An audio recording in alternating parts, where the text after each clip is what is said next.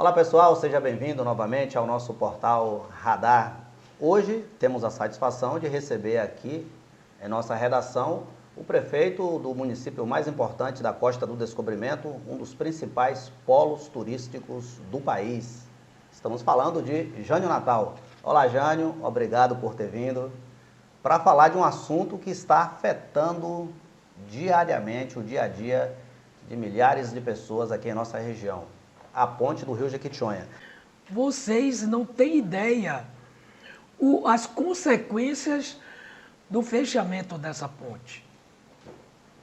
Postos de gasolina, restaurantes, lanchonetes, ambulantes, vários funcionários, o próprio comércio da região de Eunápolis, Itapebi, Itabela, Teixeira, Itamaraju, Porto Seguro, todos estamos sofrendo. Infelizmente. Por que não descobriram isso antes? Na verdade, eu quando deputado, há 7, 8 anos atrás, eu fiz vários ofícios ao DENIT, na Superintendência da Bahia, com fotos mostrando os problemas da ponte do Rio Jequitinhonha. E naquela época a ponte já se demonstrava bastante corroída. Então, uma ponte bastante antiga, sem qualquer manutenção. Agora, Jânio, na sua visão, essa interrupção repentina do tráfego foi feita assim de forma atabalhoada? Porque, como você afirmou aí, há mais de 7 anos, você quando era deputado... Mandei fotos, já mandei vinha tudo. oficiando, né? Inclusive, oficiando, eu era deputado na época. Você acha que faltou aí um planejamento, principalmente com relação ao desvio, que é precário?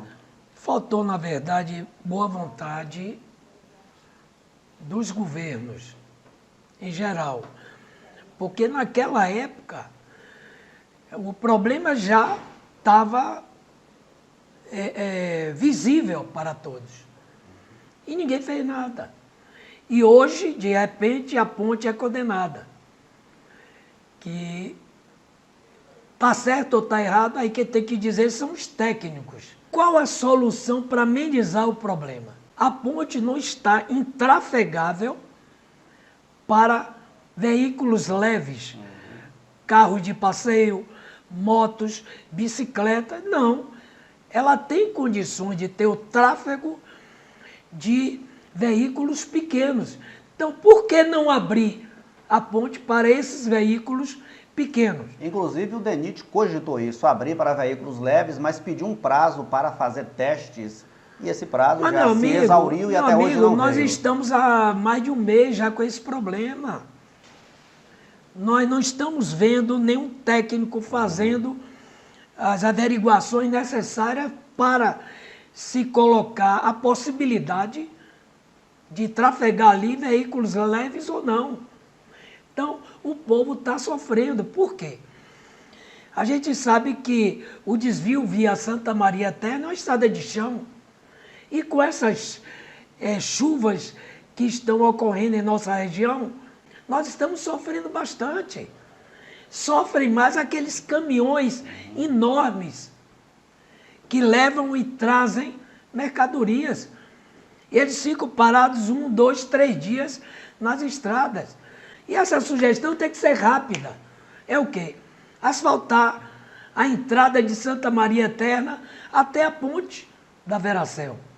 E já seria até uma forma de preparar Santa Maria Eterna para esse grande investimento que está sendo implantado. Com isto, em pouco tempo, esta estrada será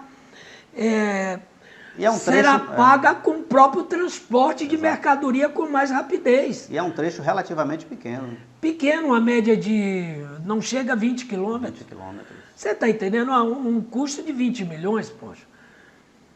Vai pegar uma emenda de deputados, colocar o próprio governo do estado, o governo federal, rapidamente fazer isso. Seria o troco do café para o governo, é isso aí? Você está entendendo? Então são essas coisas que a gente fica... Por exemplo, por que não colocar um baldeamento de carros de um lado, carro do outro? Você sugeriu o quê? Assim, um sistema de vans? De vans, micro-ônibus e ônibus de um lado, ônibus do outro. Porque o que é que está acontecendo? As empresas de ônibus cortaram Elas não querem transportar passageiro com essa estrada de lama, de buraco, tudo arriscando, inclusive a vida.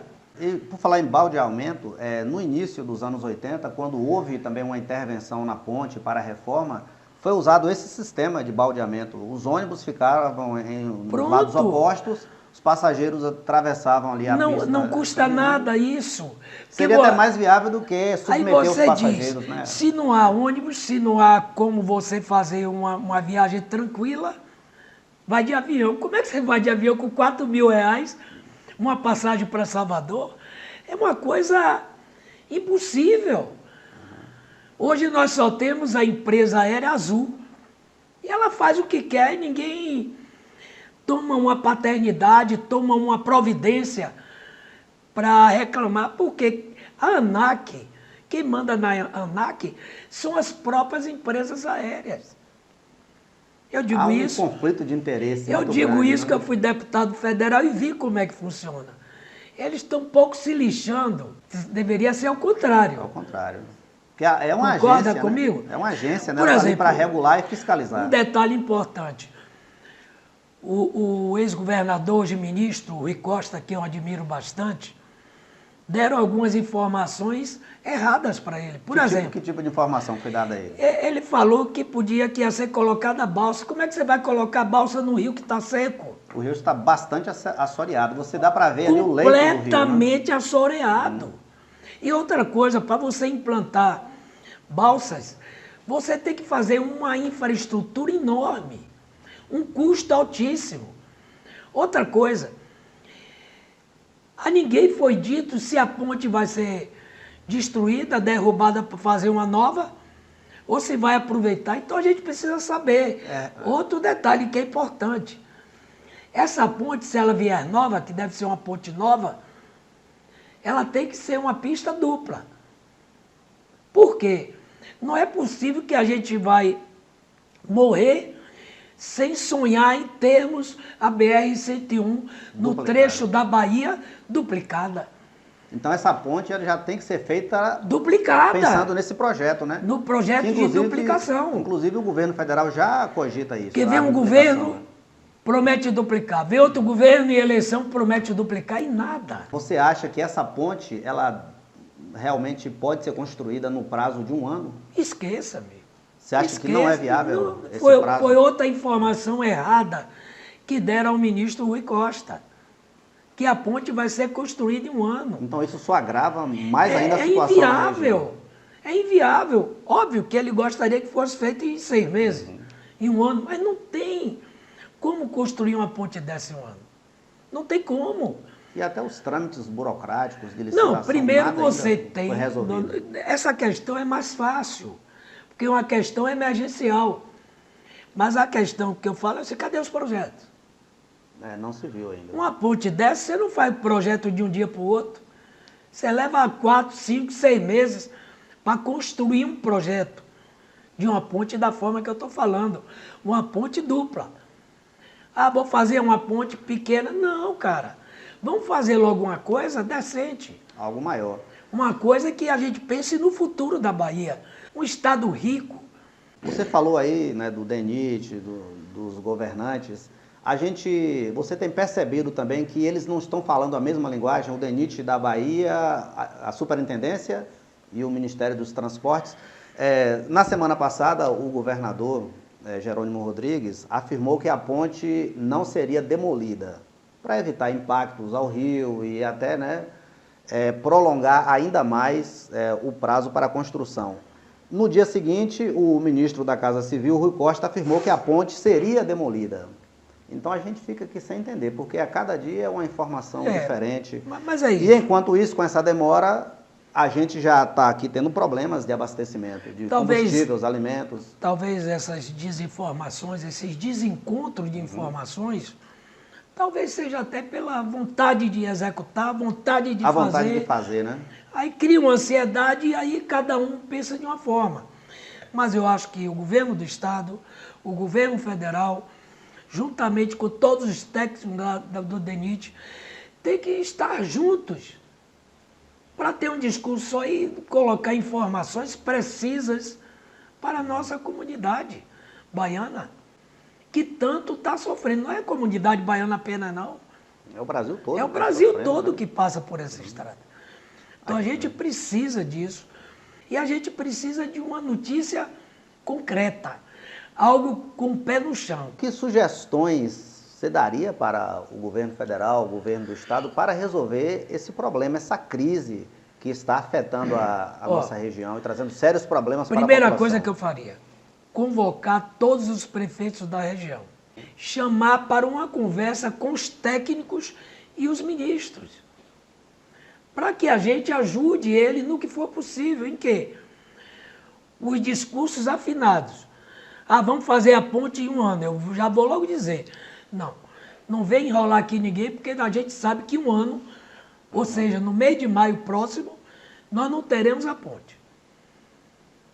A não ser que queiram fazer um arranjo na ponte que aí está. Mas para construir uma ponte nova como deve, não é em um ano. E ouvir os prefeitos, as sugestões, como eu dei aqui agora. Então, tudo isto são discussões, são sugestões para ajudar o Estado e ajudar o governo federal. Ninguém quer ser dono de sugestão sozinho. E urge uma solução, né? Porque, Concorda? como a gente discutiu aqui já, né? Vários problemas já começam a aparecer na região. Quantos empresários, cara, que investiram nos seus postos de combustível, nos seus restaurantes, nas suas lanchonetes, estão sofrendo? Quem vai aguentar? Isso aqui, para a nossa região, vai ser pior do que a pandemia. Então você acha que pode ter um impacto maior do que a da pandemia? Tem gente que já está sofrendo mais do que na pandemia, cara. Tem gente hoje botando funcionário à disposição, dando férias. Ah, é verdade. Já há relatos, né, de demissões, Com férias certeza. coletivas. Demissões, férias coletivas, gente que investiu, tomou dinheiro emprestado para investir no estabelecimento, que está quebrado, quebrou, está quebrando mais ainda a cada dia. Por falta de quê? Às vezes de um diálogo. Conversamos aqui com o prefeito de Porto Seguro, Jânio Natal. A gente tratou aqui da questão da crise rodoviária que afeta não só a Costa do Descobrimento, mas todo o Brasil, que é a interrupção do tráfego na ponte sobre o Rio Jequitinhonha. Imagine qual o custo de um caminhoneiro. Ok, Jânio Natal, muito obrigado pela participação. E vamos aguardar aí, né, que haja uma solução urgente, porque a região precisa dessa solução. Eu que agradeço a Hugo, a minha amiga Glícia, muito obrigado pelo convite. E dizer para vocês, estamos juntos e misturados.